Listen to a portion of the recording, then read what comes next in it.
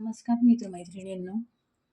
आज आपण करणार आहोत फ्लावरची चटपटीत अशी कोरडी भाजी.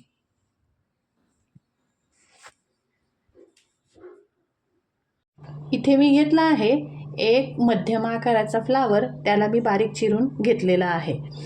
त्याला मी गरम पाण्यात धुवून मग त्याला चाळणीत निथरत ठेवलेला आहे. त्यानंतर मी 2 मोठ्या आकाराचे कांदे चिरून घेतलेले आहेत. 3 ते 4 हिरव्या मिरच्या कापून घेतलेल्या आहे. 7-8 लसूण पाकळ्या बारीक चिरून घेतल्या आहे.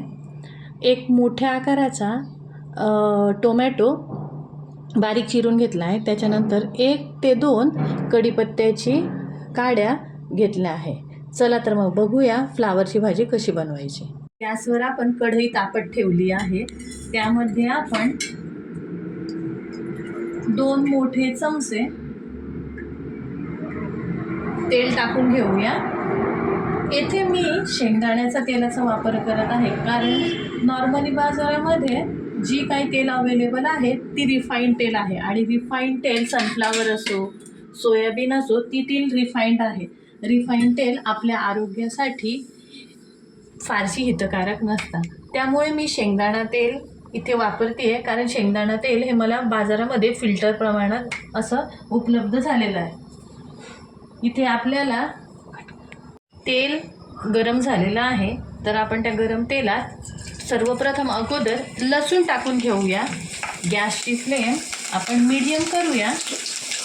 त्यानंतर त्यात आपण मोहरी, अर्धा चमचा मोहरी टाकून घेऊया.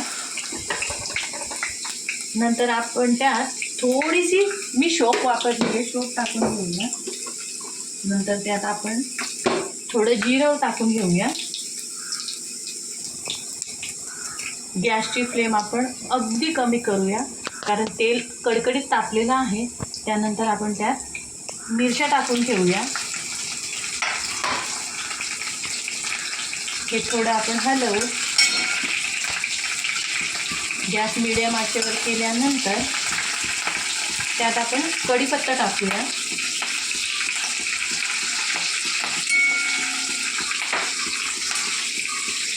कढीपत्ता छान तेलात तळून झाल्यानंतर त्यात आपण कांदा टाकूया. कांदा आपण व्यवस्थित हलवून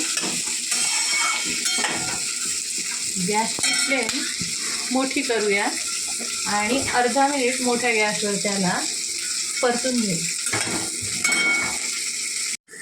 1 मिनिट आपण कांदा मोठ्या आचेवर परतल्यानंतर गॅसची फ्लेम आपण मीडियम करूया आणि पुन्हा त्याला 1 मिनिट मीडियम आचेवर कांदा परतून घेऊया. 1 मिनिट झाल्यानंतर कांदा मीडियम आचेवर व्यवस्थित ब्राऊन होईस्तोवर परतला गेलेला आहे. तरी अजून त्याला हलकंसं परतण्याची गरज आहे. तो कांदा परतून होत आहे तोपर्यंत आपण त्यात बाकीचे मसाले ॲड करूया. त्यात आपण पाव चमचा हळद टाकलेली आहे.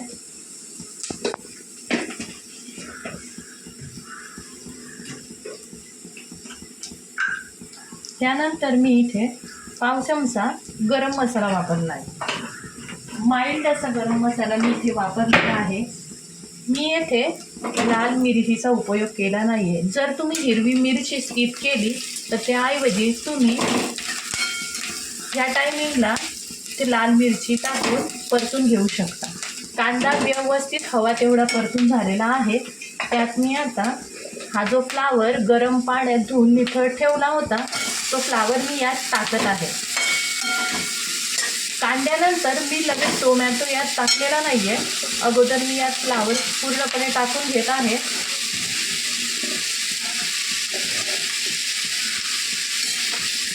आणि त्याला मी व्यवस्थित हलवून घेतला आहे.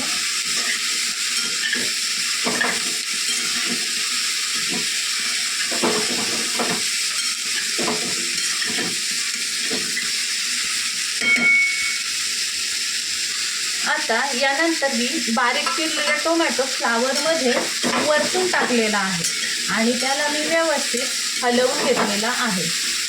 आणि त्यावर मी एक गोष्ट नोटीस केली असेल की मी टोमॅटो हा कांद्यानंतर टोमॅटो टाकलेला नाही आहे, तर कांद्यानंतर सर्व मसाले टाकून झाल्यानंतर मी अगोदर फ्लावर टाकला आहे आणि फ्लावर टाकल्यानंतर मग मी वरतून कांदा टाकलेला आहे, जेणेकरून आपल्याला त्याला तेलामध्ये शिजू द्यायचं नाही आहे.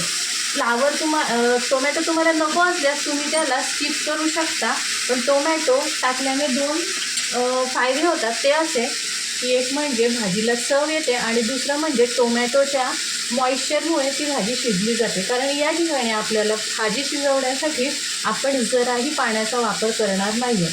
आणि दुसरी महत्त्वाची गोष्ट म्हणजे या ठिकाणी मी अजून मीठ टाकलेलं नाही आहे. तर या सिच्युएशनला मी भाजीवर झाकण ठेवून सुरुवातीला 1 मिनिट गॅस मीडियम आचेवर ठेवून भाजी शिजवून घेणार आहे. साधारण मीडियम आचेवर आपण भाजीला 2 ते 3 मिनिट शिजू दिली आहे. तर तुम्ही बघू शकता की या ठिकाणी फ्लावर हा सॉफ्ट झालेला आहे आणि त्याने फ्लावरमध्ये भरपूर प्रमाणात असं पाणी असतं, त्याने पाणी जे आहे ते रिलीज केलेलं आहे. आपण आतापर्यंत यात मीठ टाकलेलं नाही आहे. सुरुवातीलाच मीठ टाकल्यामुळे काय होतं की मिठामुळे भाजीला पाणी सुटतं आणि तिला एक पाणचट अशी चव येते. त्यामुळे आपण सुरुवातीला भाजी मीडियम आचेवर साधारण 2 ते 3 मिनिट झाकण ठेवून तिला आपण शिजू दिली आहे. 2-3 मिनटानंतर तुम्ही बघू शकता किती सॉफ्ट झाली आहे. आता ह्या कंडिशनला आपण गॅसची फ्लेम एकदम बारीक करूया आणि पुन्हा तिला 3 ते 4 मिनिट बारीक गॅसवर शिजत ठेवूया.